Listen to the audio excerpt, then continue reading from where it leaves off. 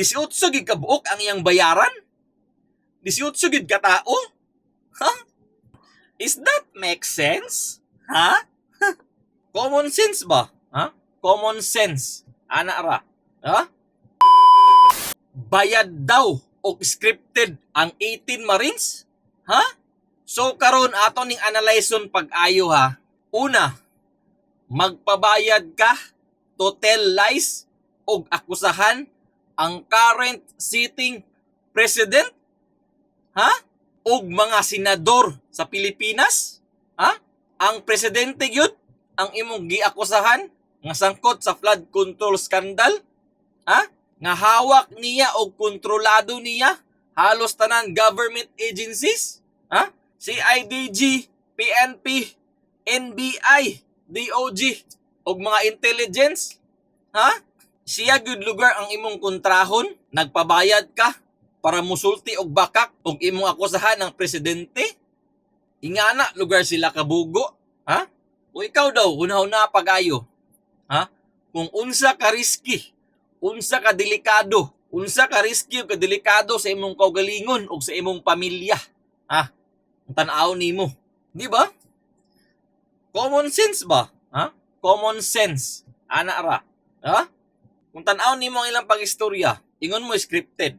Nagbasa ba sila? Di ba wala?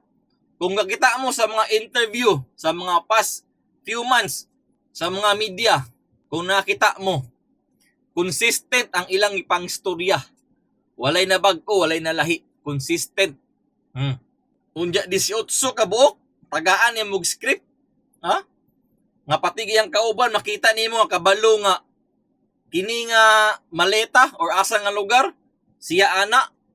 Bahin kang tulpo, siya ana. Bahin kang president, siya ana. Bahin kang suto, siya ana. Di ba? Makita ninyo nga kabalo, pas mga kauban. Detalyado ang pag-istorya.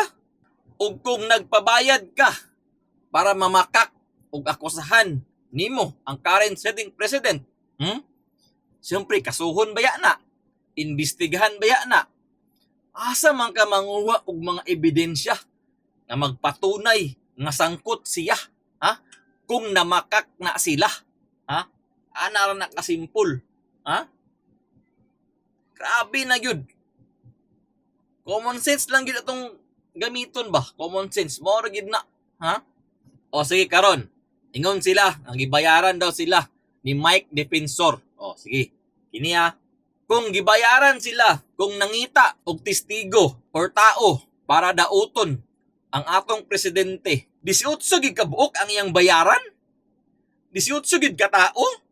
Ha? Is that make sense? Ha? Og ingana de kakwartahan si Mike Defensor? Ha? 18 ka tao?